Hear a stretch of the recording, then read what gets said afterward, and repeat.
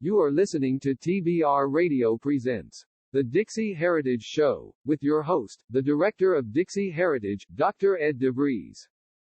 As many of you who listen to both this show and my other TBR radio show, TBR Radio Presents, the TBR History Hour, you know that last week's TBR History Show was a tribute to the wit and wisdom of Will Rogers. Have received numerous emails this week, people asking me, one, why didn't I have a tribute to Will Rogers here on TBR Radio Presents, the DIXIE Heritage Show? Because after all, Will Rogers was a Southerner. He was an Oklahoman.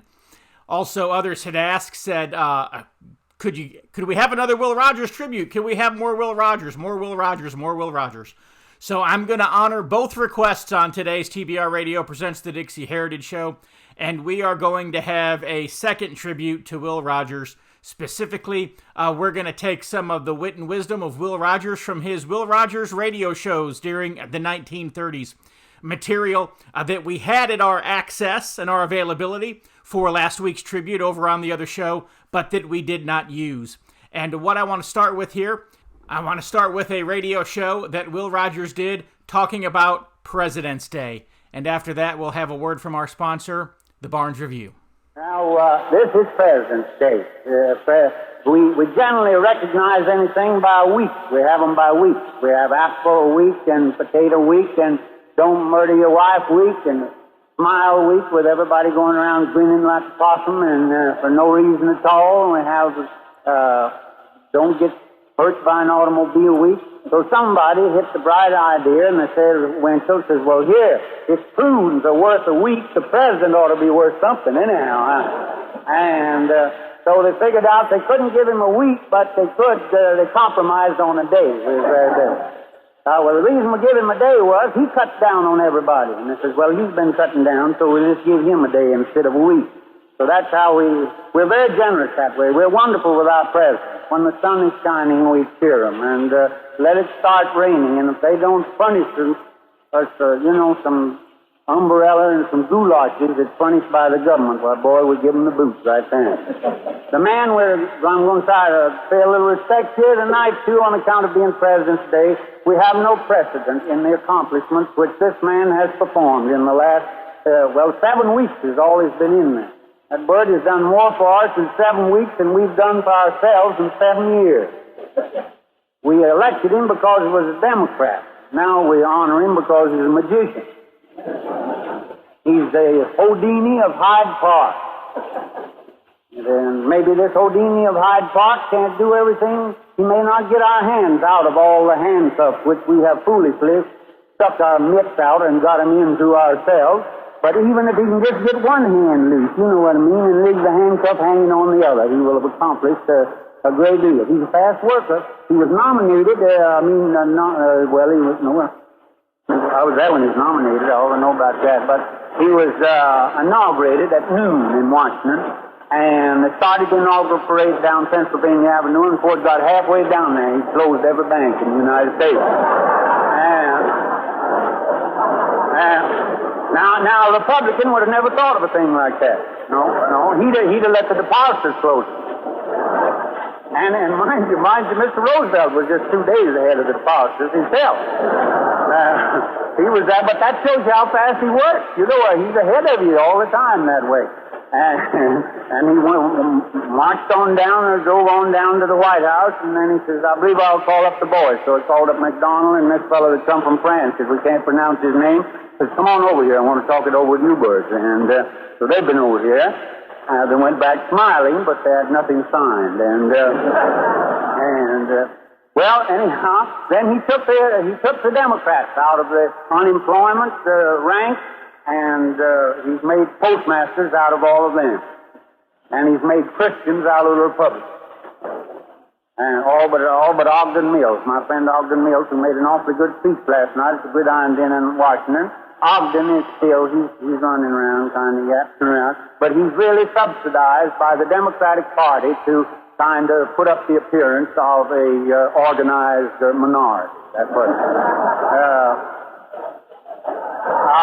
we have You'd be surprised at the hordes of Republicans who are crawling up to this shrine in Washington to pay their respects to this modern Messiah, this maverick of that once disgraced the Roosevelt plan, by doing like Gandhi of Europe and joining the untouchables, the Democrats. Only Gandhi was better off because Gandhi was fairly well robed. But when Roosevelt went into the Democratic Party, it didn't even have a loincloth at all. Well, now, when he first went in there, it looked like he wasn't going to draw any dividends. Did you notice the first part of Roosevelt's career up to a late year was spent in doing nothing but nominating Al Smith for president? He'd always nominate Al. Be it a breakfast or a lunch or a clam bake or a horse race or even a Democratic Party where Roosevelt would nominate Al. You could wake him up in the middle of the night, I'll bet, and say, hey, wake up, and then right away, before you'd ask what you wanted, he'd nominate Al, And he made some fine speeches nominating Al because he was nominating a very fine man. But of course, the country wasn't ready for democracy because it wasn't broke yet. But the minute the country went broke, they put out a yell, a siren call for the old horse, the old fire horse and wagon, and out it come, but not without, and the man, our hero himself, was sitting on the seat. He said to Al, Al, come on, give me a break this time, let me have a crack at him. And, boy, he took a crack at him. You talk about sweeping the country. Roosevelt swept the country like a new toothpaste. He went around, they rushed up and voted for him just like buying tickets to some new Hollywood sex drama, Oh, he was going right over. And even the Roosevelt family, who up to then had only been 8 cousins, looked up an old register and found where there was a long-lost brother.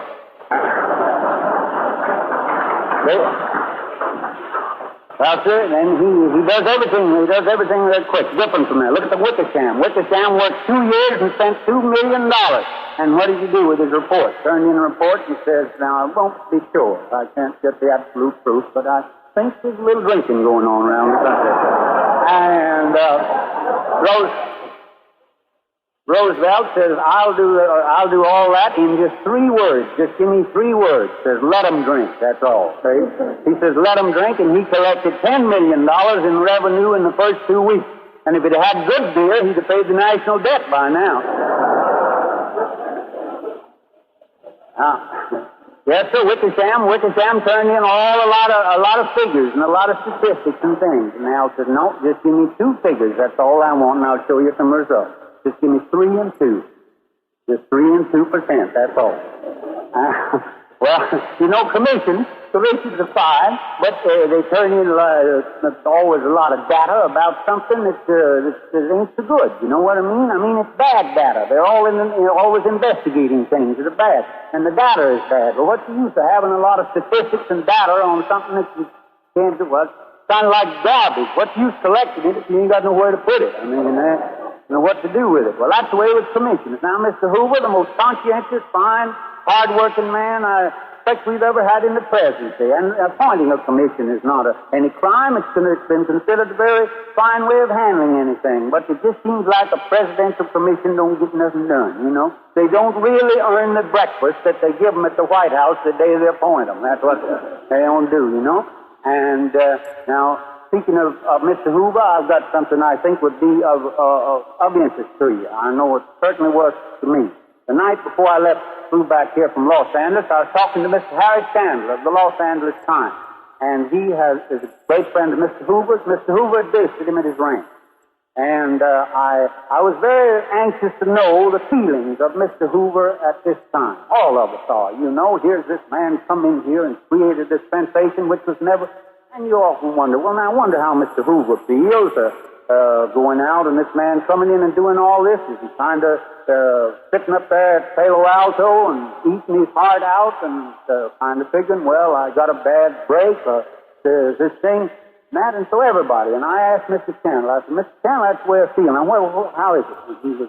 It was one that he told me, he says, Will, you'd be surprised. He says, the man is absolutely cheerful and feeling fine, and he's in accord with a great many of the things that Mr. Roosevelt is doing. And he says he's just tickled to death that the country looks like the pick up around, and he's pleased to death. And I know I was tickled when I heard that, and I just thought maybe you all would be too, because Mr. Chandler didn't tell it to me for any, think I was going to go blathering it around, but it was interesting to me to know, because, and we all are, because we know he did work hard for us, he did, and we're tickled to death that he's feeling good about it. You know, those men go about things different ways. Now, Mr. Hoover didn't get results because he asked Congress to do something. That's where he made a mistake. He ought to say, this fellow, Mr. Roosevelt, he just sends a thing up there every morning and says, here's your menu, you guys. Sign it, you know what I mean, right here, you know. Right here it is. What are you going to order, you know, and he tells them just what they're going to have. That's what he does, you know. Every morning he does that. All of them work different. They know how to work Congress. Now, Mr. Roosevelt, he never scolds them. He kids them. That's what he does. He never scolds them, you know. Congress is really just children that's never grown up. That's all they are. And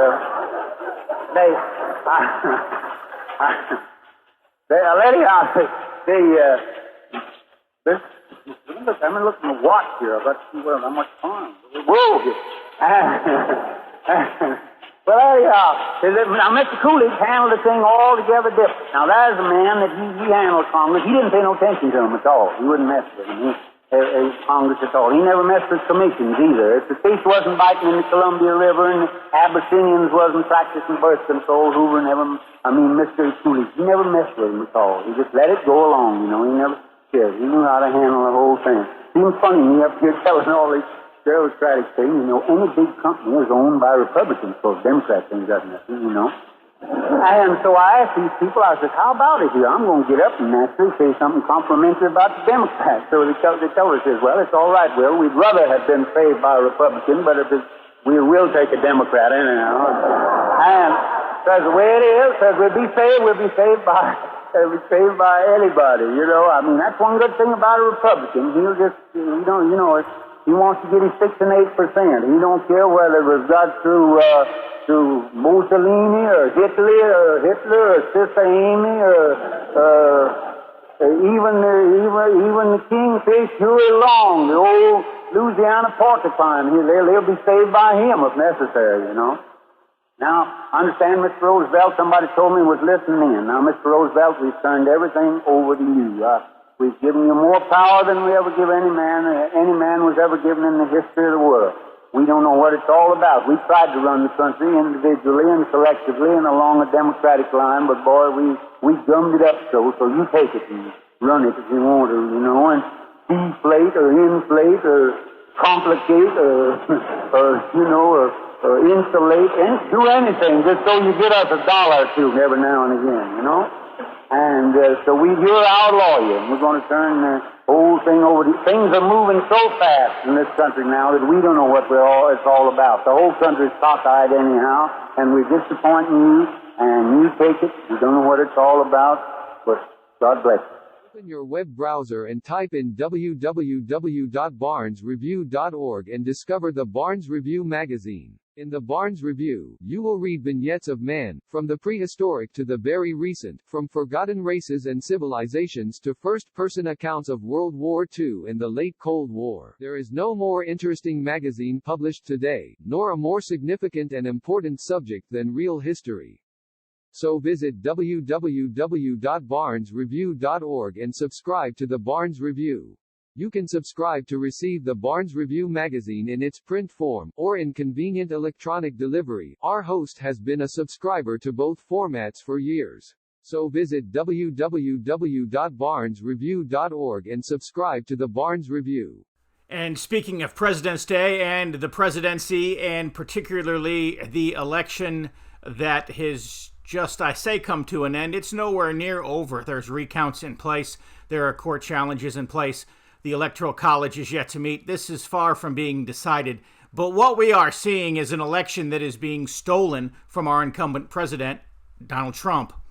And last week's TBR Radio Presents the DIXIE Heritage Show, I devoted to that very subject, and I was tempted to do it again this week. And to be real honest, one of the reasons that I'm succumbing to your listener requests that we have more Will Rogers is so that I don't have to think about, at least for the next half an hour, this farce, this joke this absolute travesty of justice, which is our recent and ongoing presidential election.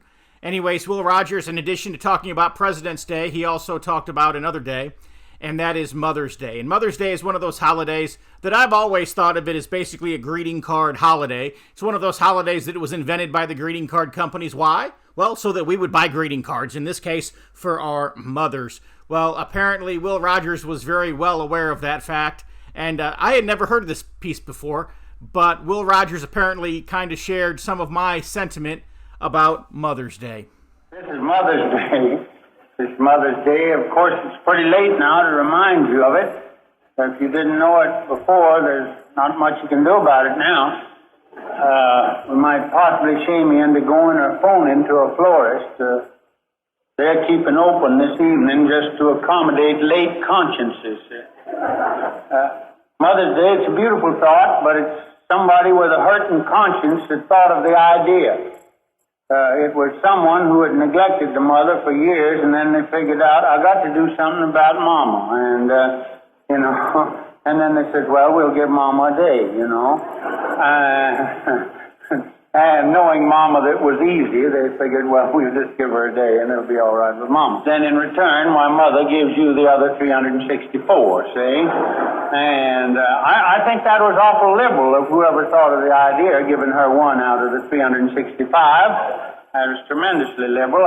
We have Apple Week and Don't Beat Your Wife Week and Safety Week and everything. They could have given Mother a week, but that would have been giving Mother a little the best of it. So they says, we'll give Mother a day. And, of course, I doubt even then if the thing had gone through, if it hadn't been for the florists. They grabbed it and started putting the idea over it, The florists, they did that. Of course, florists have, they got mothers too. Florists have, but they've got more flowers than they got mothers. And they've got a great organization, the florists have. It's nothing unusual any day for me to get a telegram saying, Congressman Jasbo just died. We have special spray of beautiful lilies holding till we hear from you. And, well, maybe I didn't know more than know Congressman Jasbo, but just shows you that these florists are on the job every minute. Florists they've just practically corralled this Mother Day business. They have led us to believe that no matter how we have treated our mother during the past year, that a little bouquet of hyacinths of verbenias will square it, not only with Mother, but with our conscience, too. When, as a matter of fact, you don't have to be squared with your mother. She knows you better than you know yourself. A mother is the only thing that is so constituted that they possess eternal love. Under any and all circumstances, no matter how you treat them, you still have their love. I was telling that to my wife today. I said, Betty, I says, a mother and a dog is the only two things that has eternal love. No matter how you treat them. And my wife made me cut the dog out. Said it didn't. Well, it didn't sound very good, and it might sound disrespectful to a mother, but I certainly didn't mean it that way, but it was the only thing there really is. You know what I mean? And so the poor old dog, he'll have to go. I can't use it on account of my wife made me leave the dog out, but he still loves you just the same, and just as much as the mother did, but this being, maybe someday we'll have dog day too or something. I can use that on the dog, but I really do. I hate to leave the dog out, but my wife runs this outfit. If you're like me, and I'll bet you are, you like to be on the cutting edge of honest news and accurate information. 26 times a year, the American Free Press newspaper can be delivered to your door, packed with the kind of uncensored news that I know you're going to appreciate. If you're ever dissatisfied with your subscription to the American Free Press, their guarantee is that you just drop them an email and they will gladly refund the unused portion of your subscription. So what are you waiting for? Visit www.americanfreepress.net. Once again, www.americanfreepress.net. And find out about the American Free Press. Do it today. Extra, read all about it. In this segment, what I want to do is I want to share with you a clip of one of Will Rogers' radio broadcasts where he begins by talking about crooners, and then he begins crooning himself. Of course, crooners, that was a term back in the 1930s that they used for those who sang on the radio. And Will Rogers attempts to sing on his radio show. He actually has a really good voice, but yet at the same time, there's a little bit of a comical aspect to it as well. What this country needs is a new type of crooner. All the crooners are young fellas. The American public have never allowed a crooner to live to a ripe old age. And 120 million people can't be wrong. So the only way to get an old crooner is to start him in old. So with your kind permission, I'll present for your approval a mature crooner. For in the blue of the night meets the dawn of the day.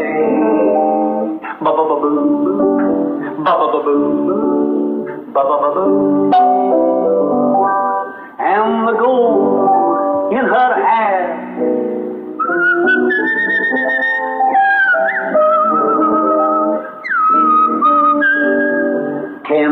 tenderly, if only I could see her, oh how happy I would be when the gold of the night neath the dawn of the day. Someone wait for me, ba-ba-ba-boo, ba-ba-ba-boo. Are you listening? The Christendom curriculum. You know, every parent who decides to homeschool wants to secure a great education for their child, while also saving time and money. But these days, many parents have another concern. They also want a homeschool curriculum without all the multiculturalist, politically correct diversity doctrine that's really little more than a thin disguise for an anti-Christian, anti-American, and anti-Western civilization bias. Now there is such a curriculum. The Christendom curriculum gives your children a complete education in Bible, history, literature, and more, focusing on the classic academic skills of reading, writing, and arithmetic. But we also tell the story of Christendom, the story of the Christian nations, especially as Christ's kingdom has been historically manifest in the nations of Europe and America, and we do so without apology. The Christendom curriculum is the only Christian nationalist homeschool program you'll find. We support the right of the European and American peoples to their historic Christian cultures against the globalist leftists who want to destroy those cultures. Not only that, but we provide assigned reading courses for various hot-button subjects in our current culture wars, including feminism, social justice, and cultural Marxism, among others. These reading courses will teach your kids how to survive a social justice warrior attack, how to debate with leftists on social media, how to reform their local churches and communities, and more. We're living in a time of tremendous historical and social change. Christians have the opportunity now to begin building the culture and civilization of the next 1,000 years and beyond. It's an exciting time to be alive. So if you want to help raise the next generation of culture warriors, if you want your children to grow up with a love for Christ's kingdom and for their own nation, while at the same time learning how to defend America and rebuild the West, the easy-to-use Christendom curriculum is for you. Click the Learn More button to get in on the action. And thanks for listening.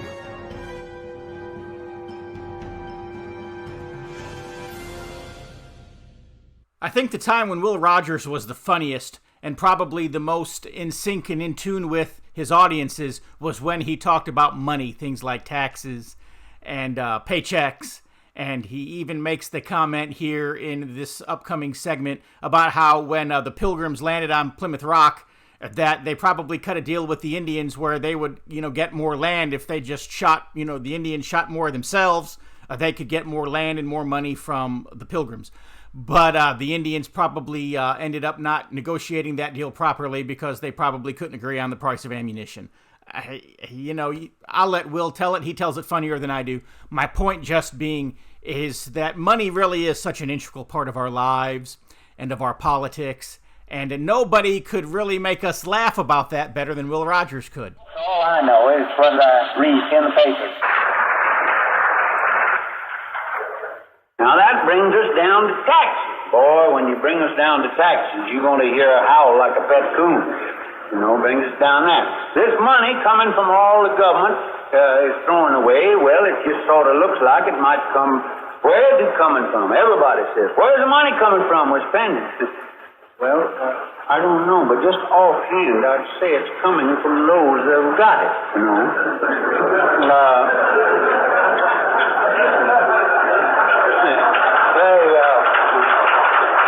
Now, I don't know. That may be just a rough idea of mine. I don't know. But I kind of believe that's where it's coming from. But the big yell comes nowadays from the taxpayers. I bet you when the Pilgrims landed at Plymouth Rock and they had the whole of the American continent, and all they had to do was to get an extra 160 acres was shoot another Indian, Well, I bet you anything they kicked on the price of ammunition,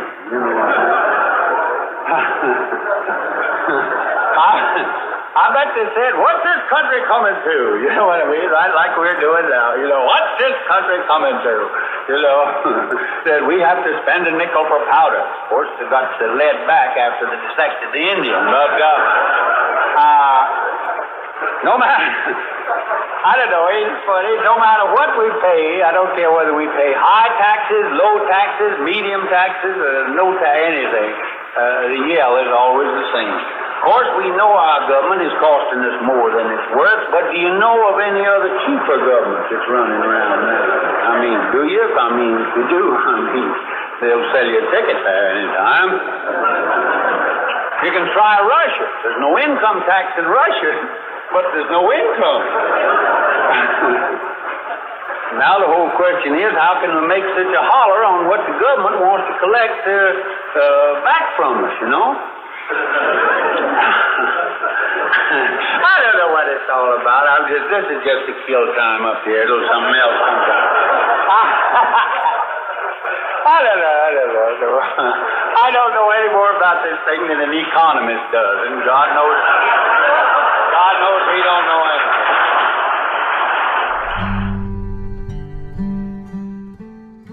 Hello, I'm Tom Strain, Lieutenant Commander-in-Chief of the Sons of Confederate Veterans. The Confederate flag, Confederate symbols, and the reputation of our Confederate ancestors has come under attack.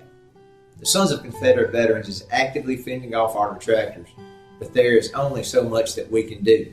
We need your help.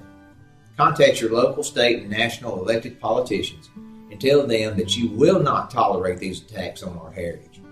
You can also visit scv.org, download an application to join us in our fight to preserve our Southern heritage.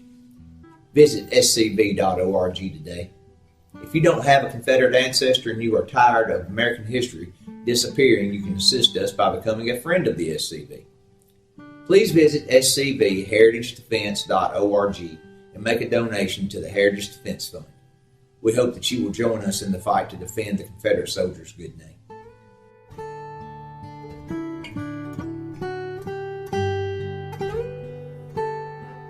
And on that note, we really are out of time for this week's TBR Radio Presents the DIXIE Heritage Show. I would like to thank you for tuning in again this week, for being with us, for spending this short time with us each and every week. If you're watching on YouTube, please click like and subscribe, because that really does help the channel. Give us a thumbs up and let us know that we're doing a good job. Let YouTube know that we're doing a good job, so they'll put us up higher in the search listings.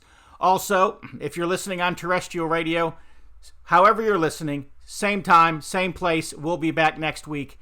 Until then, go to my website, www.dixiheritage.net. www.dixieheritage.net. Sign up for my free weekly email newsletter, and when you do, I will send you also, in addition, absolutely free of charge, my best-selling book, The Truth About the Confederate Battle Flag. And so once again, on behalf of all of us here at TBR Radio, thank you for being our guest. Thank you for being our listener. God bless.